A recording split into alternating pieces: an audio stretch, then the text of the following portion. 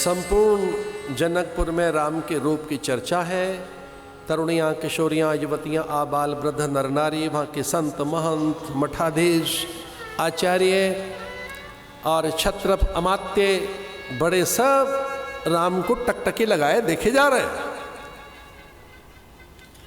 अभी सब दुखी हो गए, इतने दुखी हो गए राम को देख के सब कि ये क्या हुआ, ऐसी क्यों प्रतिज्ञा कर ली राजा जनक ने कि जो धनुष उठाएगा उससे लली का विवाह होगा।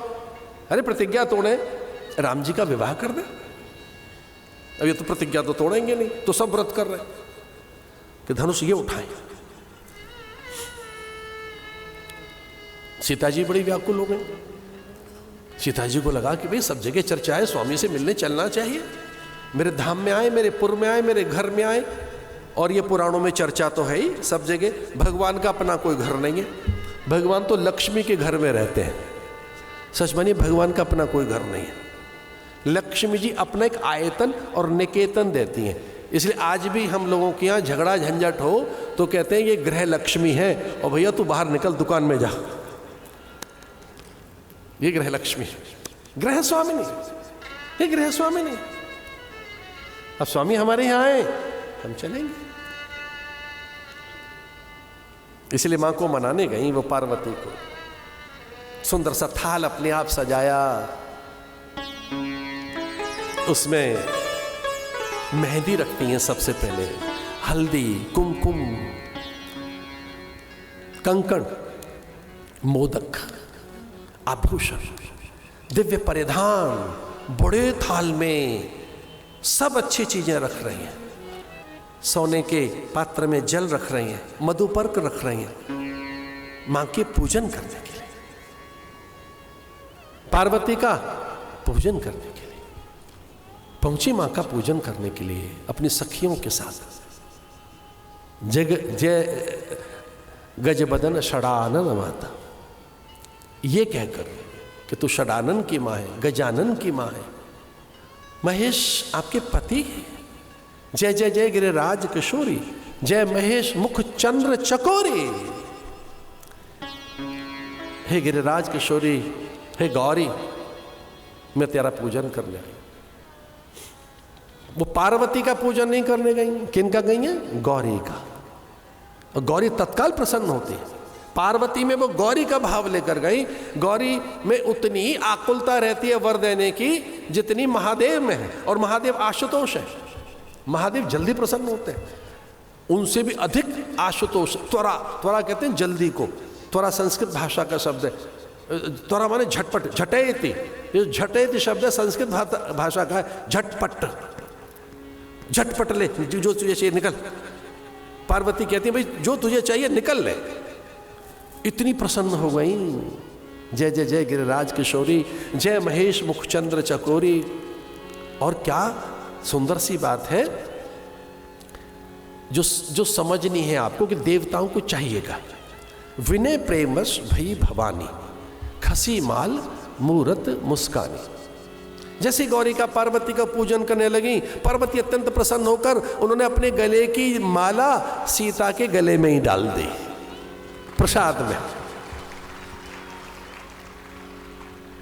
मन चाहे राचो मिल ही सो, बरु सहज सुंदर सावरो।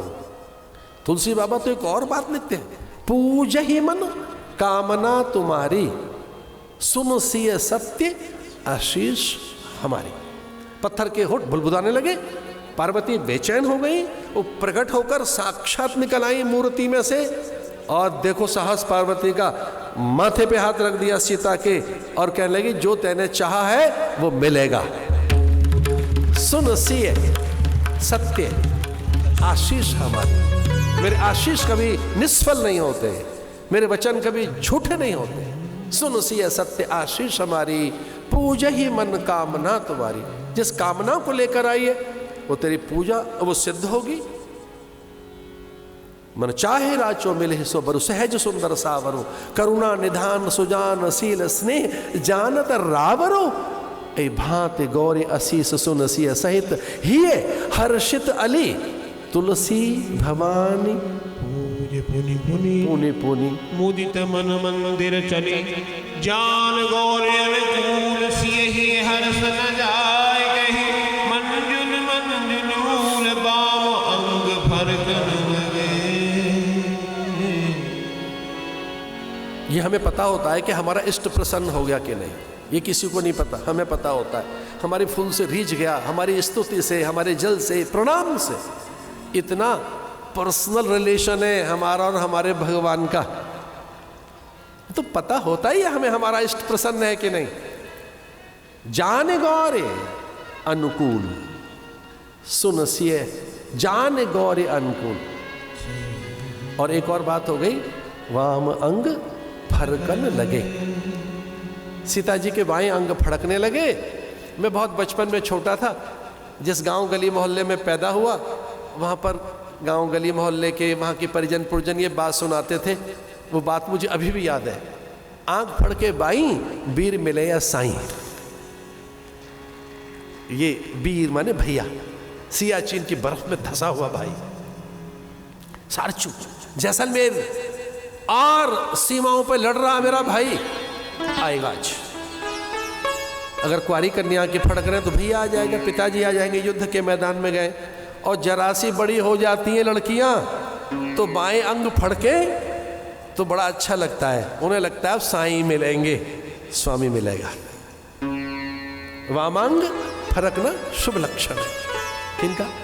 युवतियों का। सीता जी निकल रही हैं मंदिर से, वो पायल के रुंझुन, पायल की झनकार, कंकड़ों की आवाज, रेशमी वस्त्रों की सरसराहट, हल्की फुल्की थोड़ी सी कानाफूसी सी। और देखिए राम ने कहा, अरे लक्ष्मण सुन, ये धुन, ये धुन, ये धुन सुन। किसकी धुन है ये? कंगन, कंगन बज रहे हैं माँ के, पायल, माँ के आभूषण। राम इतने आह्लादित हो गए, राम ने लखन के कंधे पर हाथ रखकर कहा, पहचान ये किसके स्वर हैं? भैया कहता है माँ के स्वर हैं, माँ आ रही है। मानो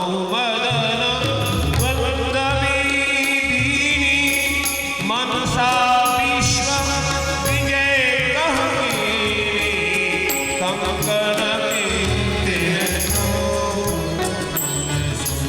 लीला बड़ी अद्भुत है। अकाम राम अब सीता से मिलने के लिए व्याकुल हो और कहने लगे कि ये कोई और नहीं है, रघुवंश कर सहज स्वभाव, मन को पंथ पग धरे का। लक्ष्मण मैं अचानक ये आ रही जो धुन है किसी स्त्री की, इस पर मेरा ध्यान खिंचा जा रहा है। पहचाना ये कौन है? लक्ष्मण गिर पड़े चरणों में, माँ आ रही है, लक्ष्मी जी आ रही है। माँ बोले हाँ यही मैं कह रहा था कि मैं रघुवंशी हूँ, पर स्त्री पर हमारा ध्यान कभी नहीं जाता।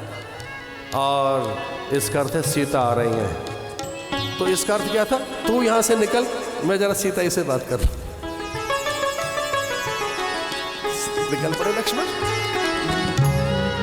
राम और सीता लता कुंज में, लता भवन में, पत्रों के बीच में। अब संकोच कितना है, एक दूसरे से बात नहीं कर रहे ना, संवाद नहीं हुए, ये मर्यादा है। परस्पर एक दूसरे को देखा, आदर किया, आश्वासन दिया कि विचलित मत हो जाना, भयभीत मत हो जाना। राजाओं को एक बार प्रयोग कर लेने देना, धनुष उठाने का उनकी जो आजमाइश हो जाए, अब दुखी मत हो जाना। ठीक समय पर गुरुदेव मुझे आज्ञा देंगे और फिर अब बहुत देर नहीं होगी, मैं तभी बात करूंगा। मनी मन ये सारी बात हुई। इसे मर्यादा कहते हैं, इसे मर्यादा कहते हैं।